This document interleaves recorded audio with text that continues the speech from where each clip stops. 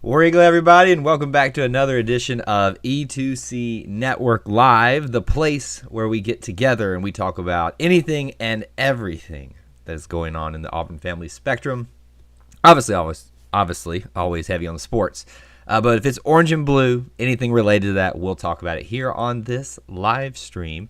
So if you're watching this live, welcome, and even if you're watching this on the replay, welcome as well. We are broadcasting live currently on two different formats, mainly right here in front of me. We've got the YouTube folks. Hello to all the YouTubers out there, and thank you all for joining us on such a regular basis here. We've also got the Twitter folks going over here to my left, right on the screen, I think is the way it mirrors back. But the Twitter folks are over here and can join on in. So everybody in YouTube land, wave over to the Twitter folks. Twitter folks, we always encourage y'all to come on over to YouTube for the better experience, but the stream is here for you if you'd like it on that format as well. So on today's live stream, we always come prepared with a major topic.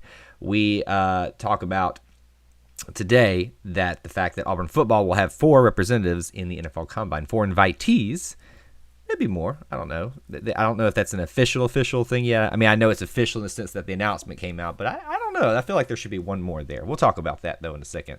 But that's the main topic for today. But as most of you know that have been on these live streams, we talk about a variety of topics. So if there's something specific that you want to mention, talk about, feel free to share that in the comments as we go throughout the stream today. See a lot of people already checking in, saying hello, dropping some comments. We're going to get to all those in just a second. As you come in, make sure you smash that like button, retweet button, all that good stuff to share the stream out and invite some more friends in to be part of the conversation. I do have a couple of things at the beginning of the show that I always want to share with you, but this is the time for those of you that are regulars know this is the Auburn roll call. So I need to know where you're watching from. City, state, international. Post that in the comments right now. Let me see who is checking in and from where. So here's the stuff we always want to share, ways that you can help support the content that we do here on this channel, but primarily on our podcast network. You can listen to the podcast. I'm going to share about something important there in just a second. Really big thing today. But I'm also going to share with you about the Booster Club, which is our Patreon campaign, where you can sign up and for as little as $1 a month and get some pretty cool perks for yourself and help support what we do here. It's a cheap option, and it honestly goes a long way. There are different tiers there where you get different things too. The link for that is in the top of the chat window here, but it's also in the description for this video, and you can find it at e2cnetwork.com/support.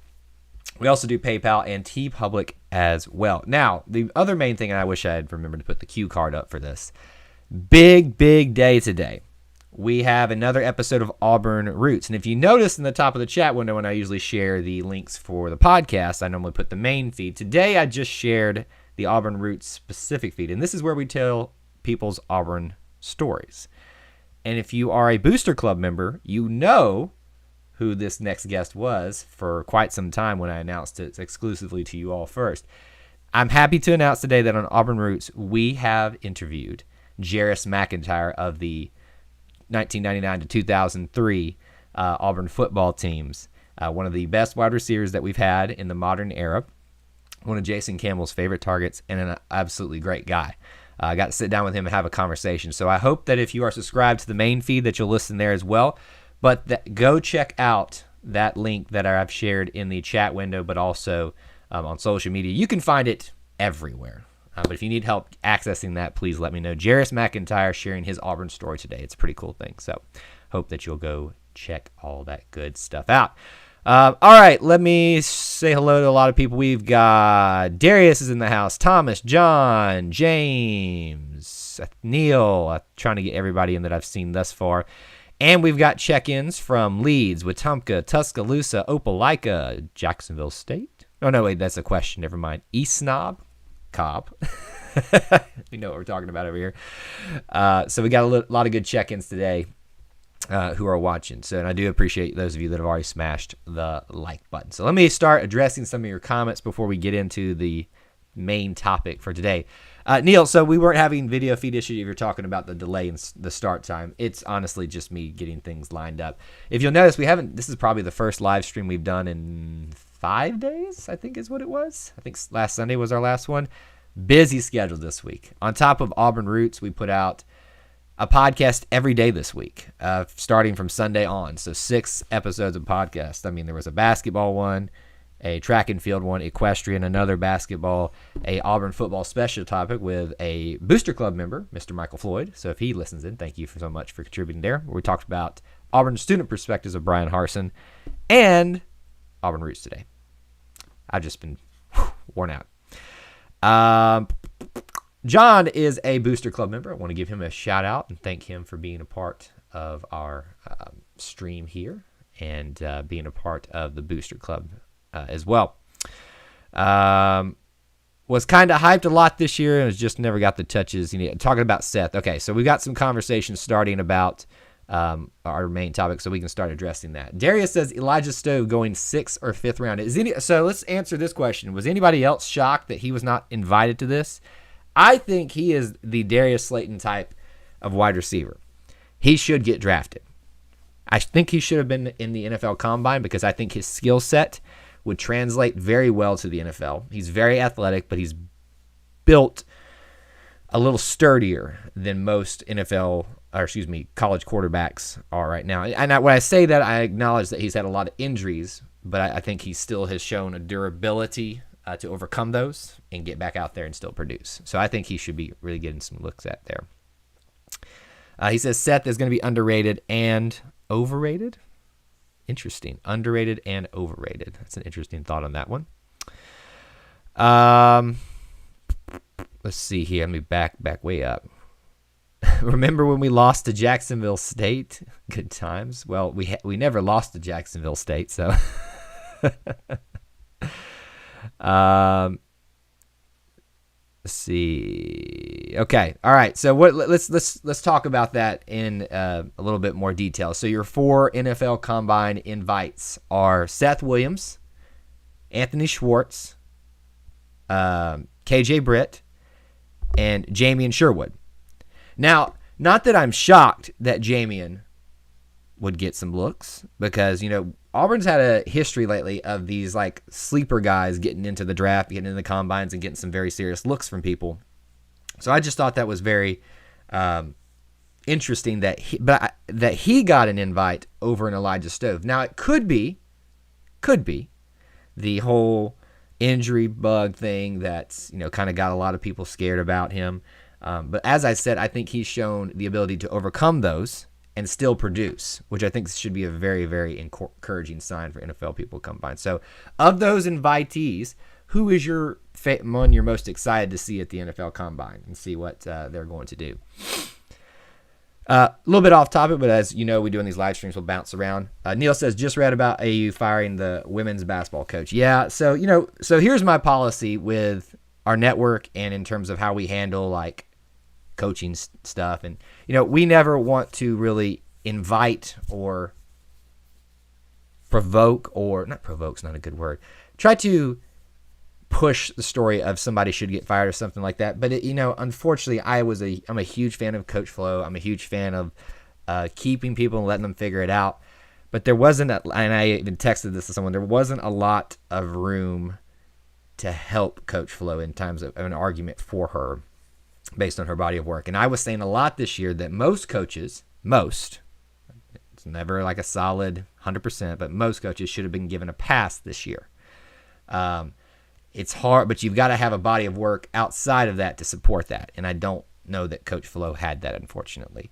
So it's really hard for me to make a case for her other than the fact that I think that most coaches should have gotten a pass this year. So sad always to see someone go, but there's probably a good opportunity out there. And I will say this right now, I think the women's basketball coach hire, okay, look, and when I say this, I understand some people are going to roll their eyes, but I honestly believe this could be his biggest impact hire because football is going to be good at some point no matter what, because that's just who we are. We're one of the traditional powers of college football. Doesn't take a whole lot to get Auburn back on their feet. Women's basketball outside of Joe Champy, Nell Fortner had a pretty good run, but I honestly wouldn't even kind of consider that right now. Auburn, it's kind of like with Auburn basketball. You can make your mark as an AD, Alan Green, with this hire. You need to go get somebody good. If you can rustle up some money to fire Gus Malzahn, you can rustle up some money to go get us a pretty good women's basketball coach. So anybody, if you have any thoughts about who that might be, share it. Neil, I think Schwartz is super fast, super fly. I mean, that's why he's got the Flash as his Twitter handle. And yeah, I think he has the potential to make the most fireworks in terms of like numbers and things like that. I mean, he was coming into college, he was the leading 40-yard dash in his division. And then he runs track and field for us, or he did. He was going to run, honestly, here, hold on a second. I'm thinking about, I don't know if any of you guys are aware of this, but we did an incredible, not incredible, but like not that we did, but like we had so much fun in the last track and field podcast because we got to talk about so many golds and silvers at SEC championships. Yes, Auburn won multiple SEC championships, like on an individual basis. Could you imagine how much better it would have been had Sean Shivers been there, had Anthony Schwartz been there, had Noah Igbenogany still been here? This Auburn could have been pushing into the top 5 points-wise as a team if that would have happened. Anyway, that was a quick aside there. But Schwartz is going to be absolutely fun to watch as well. Wish Britt stayed. Good luck to him. I don't know, Darius, I don't know that I can make a case for KJ Britt to stay. I mean, I don't know. It kind of just felt right for him to go. I wanted him to stay. He don't hear me on that. I wanted KJ Britt to stay. I think he could have benefited, and obviously we could have benefited from him staying. But his timing, I think, felt right to me for some reason. I can't really put my finger on it, but that's probably what I would say about that.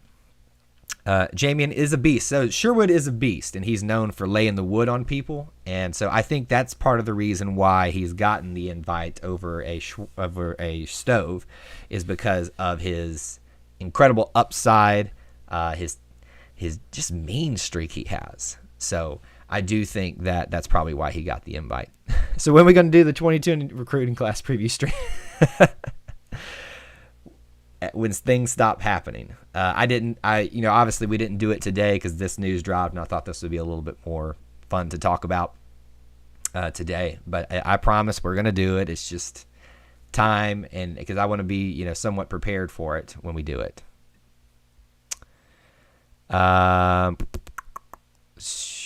I could see NFL guy using Schwartz as a return guy. So let's talk about that. And frankly here, let's speak frankly, but obviously if Anthony Schwartz saw this or some of his friends or family, we're in no way trying to disparage his chances. But I have a hard time personally seeing Anthony Schwartz be successful on a large scale right away in the NFL. I don't know that he has the body build for it. Now, I say that, and I'm going to look like I have complete egg on my face. It's just the way things go here. That's just what happens. But does anybody else think that? I think personally he could have used another year to stay, continue to build himself up, continue to build his skill set. I think he would have been probably successful in Coach Harson's system.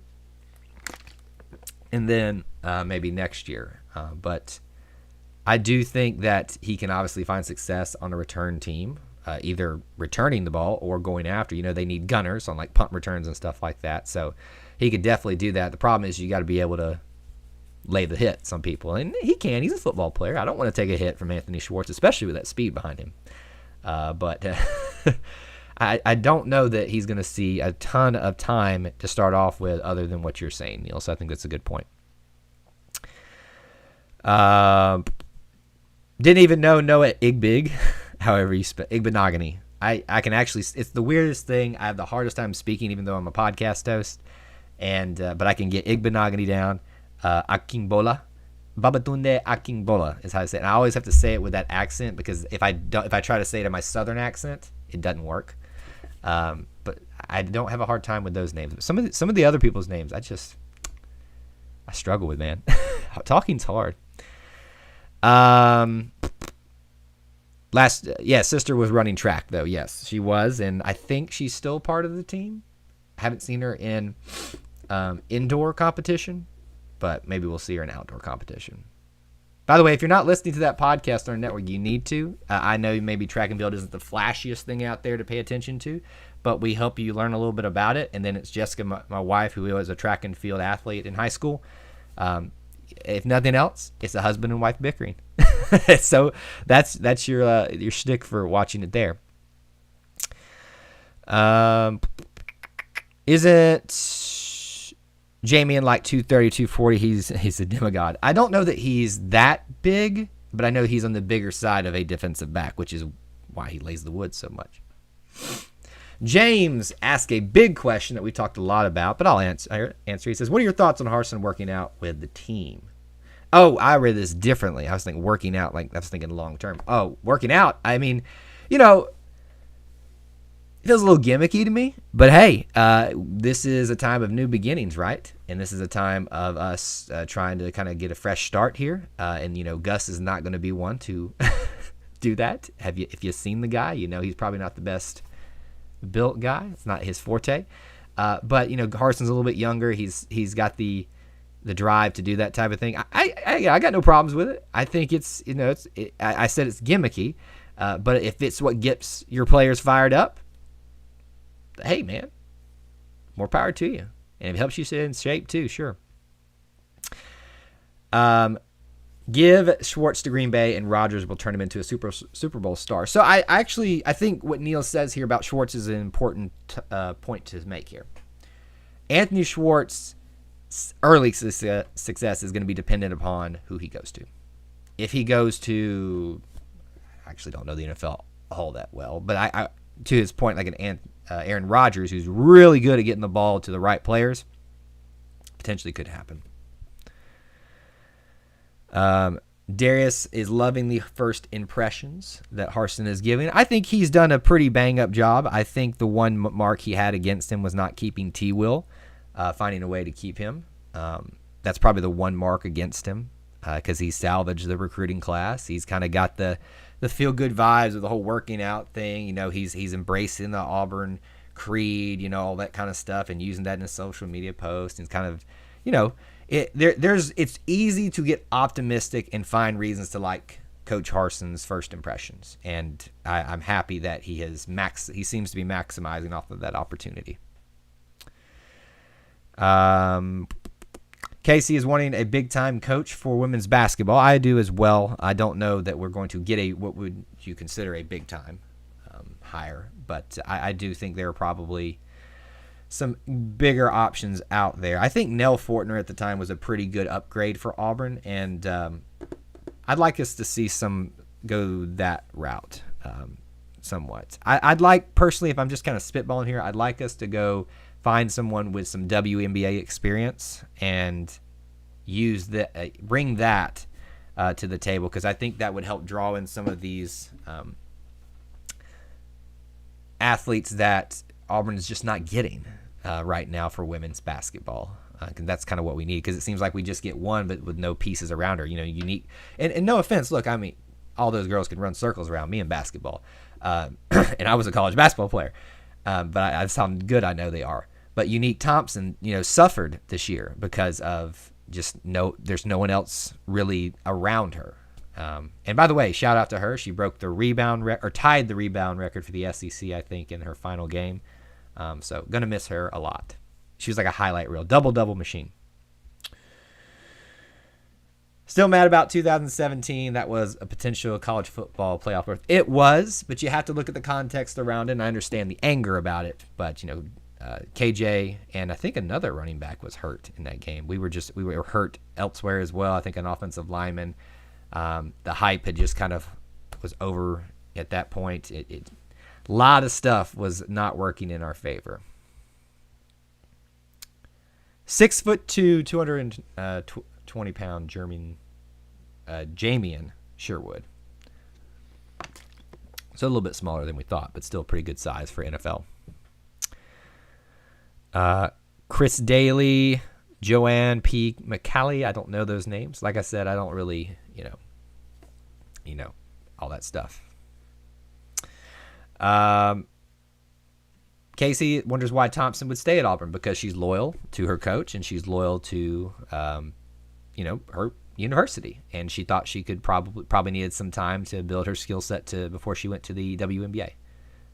And I think she'll be there too as well.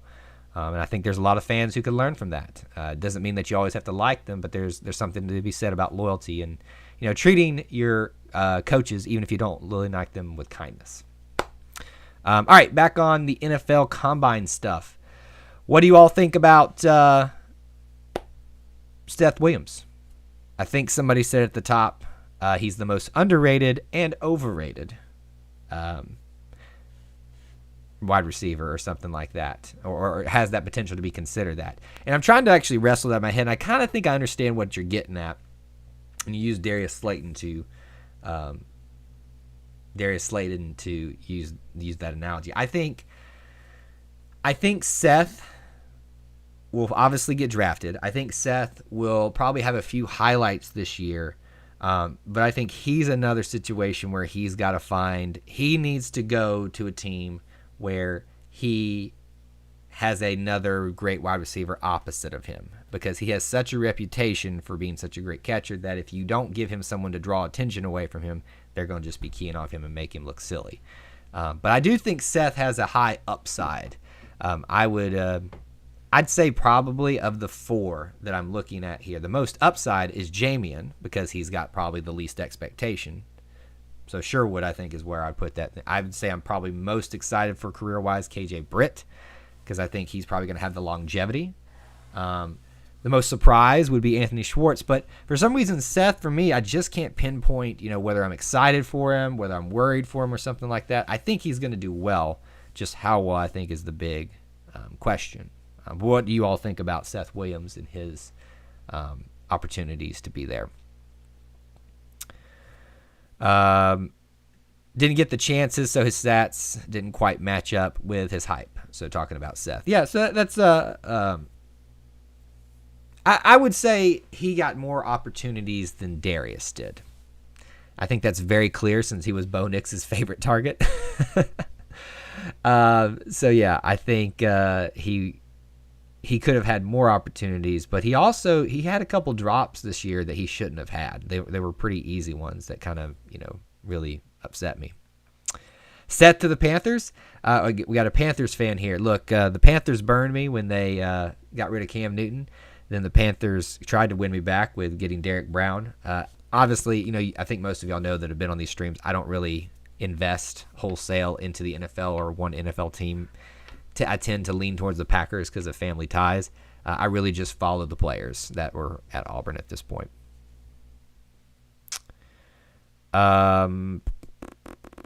Slayton left because he didn't get the touches he needed. I think I would agree with you to a point. I think he didn't maximize the opportunities that he was given, and thus he would have gotten the ball thrown to him more. Now, he has done that in the NFL. And he is flourishing, and I love every bit of it. I hope Cedric gets his chance now. So here's the thing. He's my favorite wide receiver on the team, obviously with the Bo Jackson ties. But I've been a little bit disappointed with him at times, especially this past season, some ball drops and things like that. So he's had his chance. He's going to have another chance this year to rise as a leading receiver, and he hasn't really seized it yet. There's probably some younger talent that's coming up that has people a lot of it more excited. So I think Shed should and will rise to the occasion, but it's not so much that he hasn't had the chance. You can only work with what you're given, and if you don't maximize it, you can't really blame others for not giving you a further opportunity. All right, so we talked a little bit about Schwartz, Seth. KJ Britt, how long do you think KJ Britt will last in the NFL? I've said that I think he has the most longevity, even with his injury situation. Linebackers tend to find their home and stick there. I do think that that's going to be one of those situations where KJ is going to become he's so well put together as an individual from what I can tell. I'm most impressed with him as a human being, but also on the football field as well. So I think he's going to be one of those guys that finds himself in a system as part of team, company for the lack of a better word there, and really becomes leadership on and off the field for an NFL squad. So I think longevity-wise, KJ Britt, he's set up pretty well. Rodney, you've missed a lot. We've talked a lot about some of the NFL Combine invites. We talked a little bit about women's basketball coaches. Talked a little bit about Brian Harsin working out. Around 5 to 10 years. Well, that's pretty low.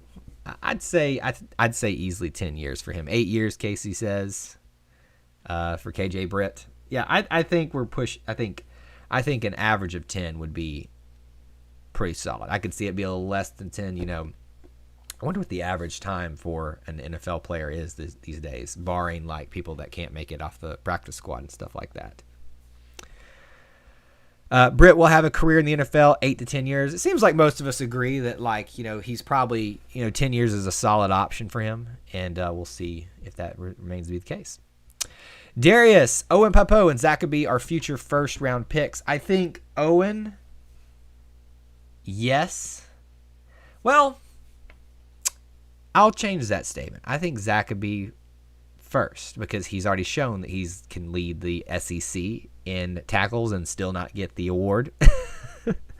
So, yes, they obviously have the potential. It's going to really depend on what they do on the field this next season, but it's also going to depend. I think people always forget this. And when we talk about situations like Sharif Cooper, whether he's going to leave, it's not just what they do.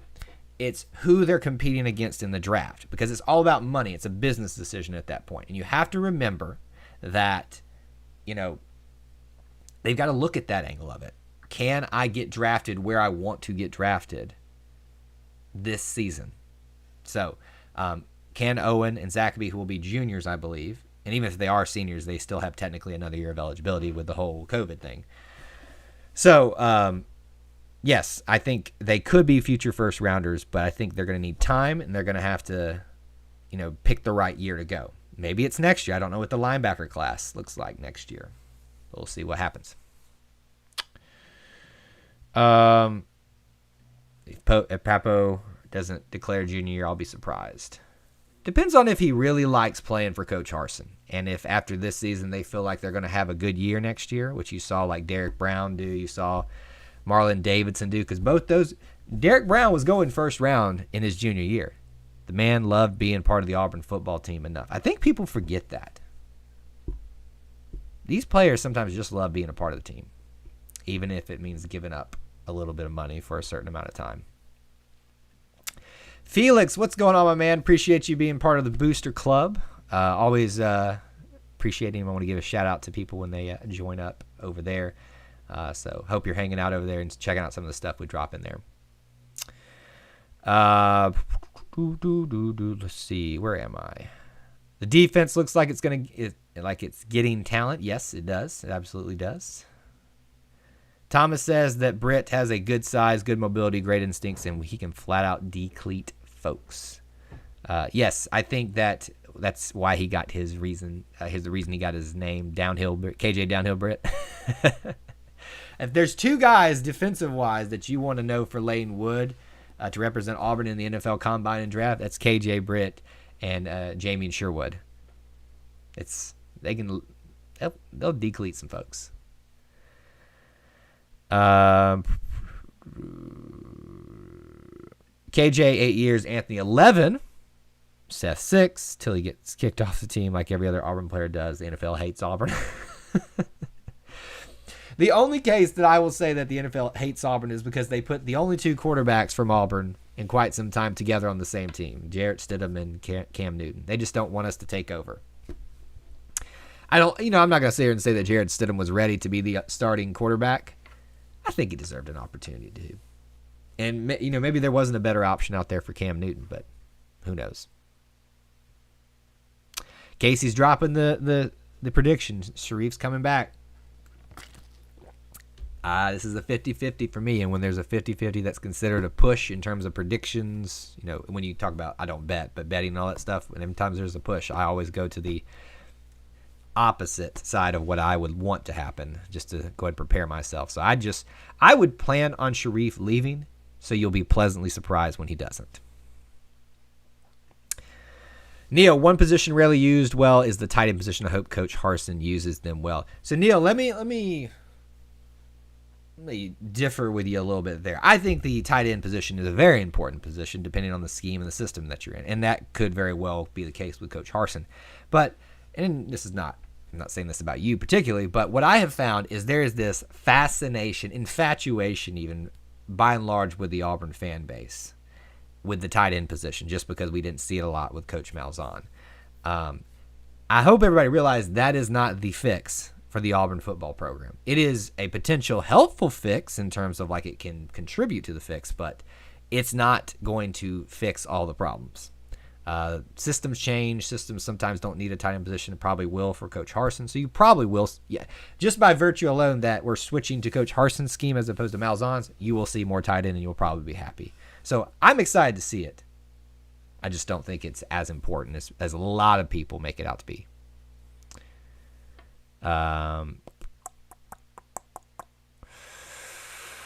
Let's see. I would watch out for a transfer alert from either Tyler Fromm or Luke Deal.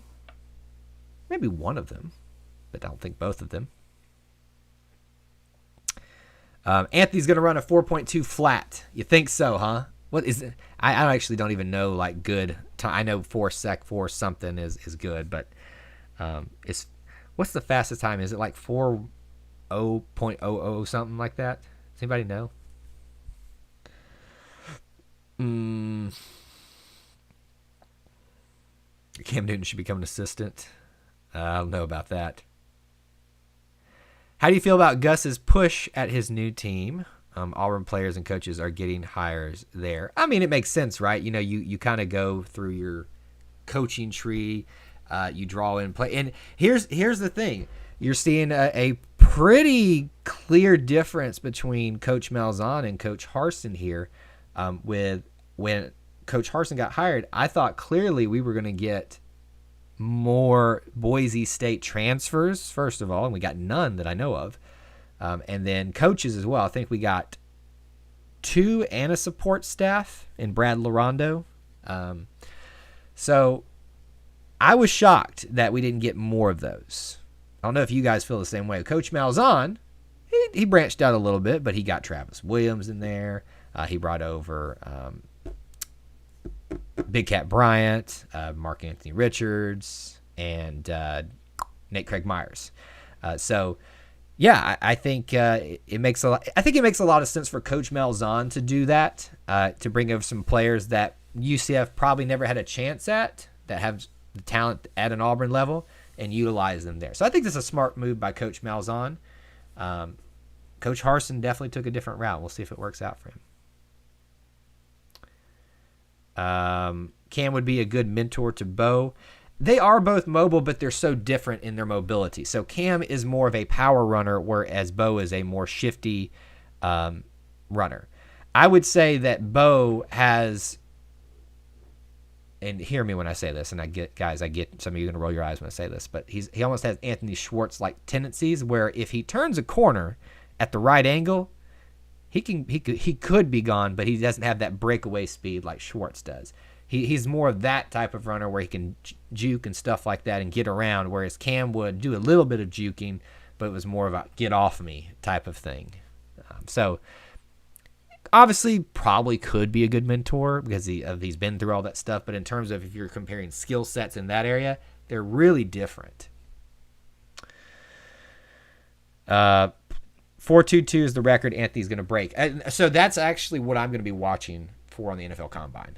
Is he going to break it? I think he has the potential to. He hasn't done a lot of sprinting and stuff like competitively since last year, since the track and field season got canceled. So we'll see. I forgot Cam Martin went over there as a transfer. So you see this a lot. It's not just Gus. It's not just Brian Harsin, but they'll reward like former players with grad assistant roles, like support staff roles as they start their careers as well. That's not an exclusive thing to them, and I'm happy to see that because I want Auburn players to succeed, and if they start their process there and get better, maybe they end up at Auburn one day. I'd love to see Travis Williams come back to Auburn one day. as a defensive coordinator, as a potential head coach. Way down the line, because my goal is to see Coach Harsin be successful and be here for the longer than any other football coach, because I'm a fan of stability. But I'd love to see Travis Williams back in some capacity. I love watching them be successful. Bo just needs mentorship from someone who fits his style. Yeah, I think that's a fair assessment. Gosh, I hate this person. No, I don't hate this person, but I do not like or endorse this person's morals, leadership role, all that stuff. But I think a Baker Mayfield type would be a good fit for him. If I wanted a better person, I would go Patrick Mahomes would be a good option for him. Just in the type of quarterback they are. Patrick Mahomes is he is probably one of the better mobile quarterbacks that can be stand in the pocket and make things happen. So I think that Bo could benefit from someone like him.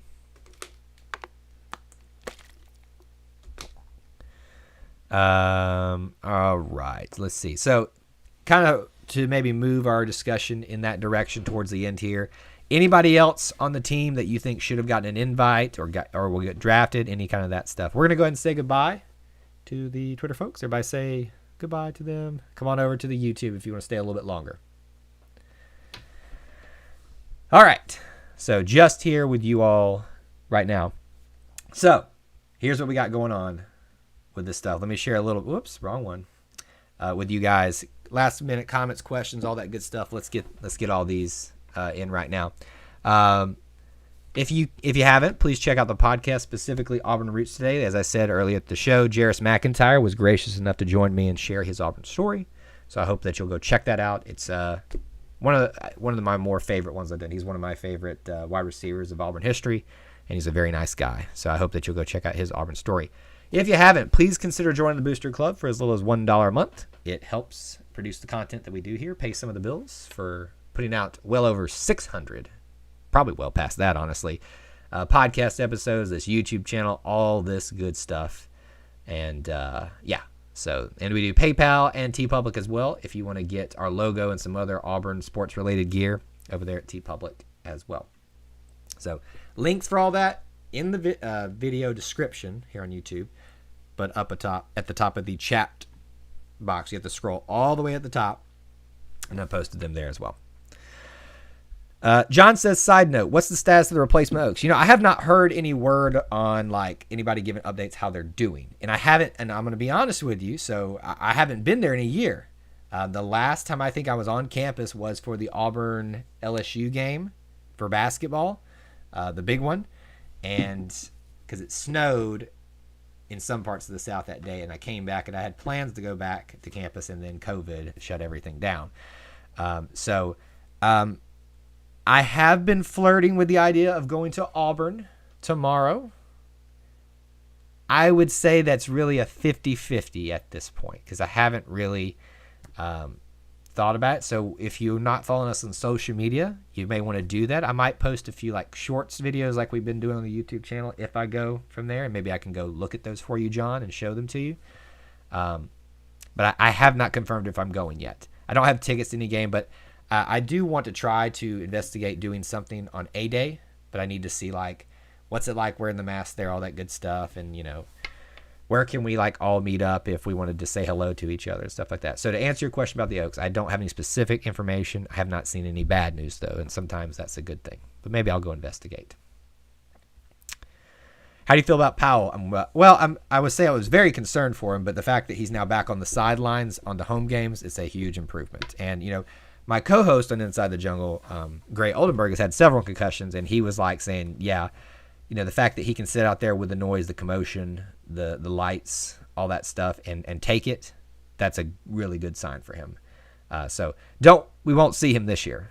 There's one game left. Why would you play him? Don't bet on seeing Sharif Cooper. But I feel better. Still worried about him, though. Seth is second-round talent, but will likely go 3-4. I think that's probably a fair statement, stereotypical Auburn fan. I tend to agree with that. Anthony 3-5. KJ 4-6. I think KJ is going to go 3. I'll disagree with you a little bit there. In fact, I would swap your predictions about Anthony and KJ, honestly. What else were we talking about? And then Jamie and Sherwood. He might get drafted. I hope he will. Usually if you go to the combine, you've got a good opportunity to get drafted. So, but I hope Elijah Stope will. That's the one I want. Alabama is overrated in basketball. It's a fluke season because we did not have spring workouts, some summer workouts because of COVID. So to your point about Alabama being overrated, I've said this on the podcast, and I'll stand by this, and I'll know I'll make some Alabama fans mad by saying this. Alabama is not the best team in the SEC. I think Arkansas is, and this is a year where the SEC is clearly down. Auburn can't participate and is clearly down anyway. Kentucky's awful. Florida's okay. They're still pretty good. LSU's okay. They're still pretty good. I think Arkansas is the best team, talent-wise and potential to do that. They've beaten Alabama before, I believe, and then Alabama beat them another time. Alabama's not the best team. They have peaked, and they peaked way too early. It and Herb Hand at UCF, I guess is what you meant. I've said this on a live stream before. Coach Malzahn's biggest mistake he made here at Auburn was hiring Herb Hand, and he did it again. I hate saying that because I hate talking about people that way, and I don't want to come off as rude. But in my opinion, the worst decision Coach Malzahn made here was bringing Herb Hand on. And it's ultimately 3 years down the road, almost 4 years, what got him fired. So it's sad to see him bring that back into the fold. And I could be wrong. I'm open to being wrong, but I do think he is part of that reason.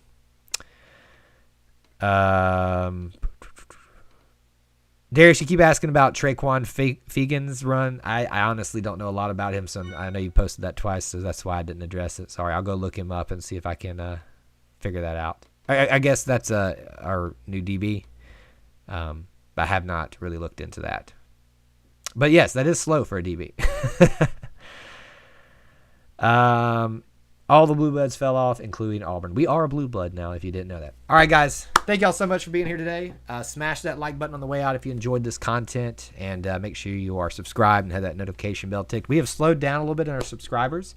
I'd love to hit 900 so that we can get I'll start doing some new things once we get there, so y'all can help us by sharing that out. So I really appreciate you all being there and being here today. So thank you so much, and we'll talk to you again later this weekend. War Eagle.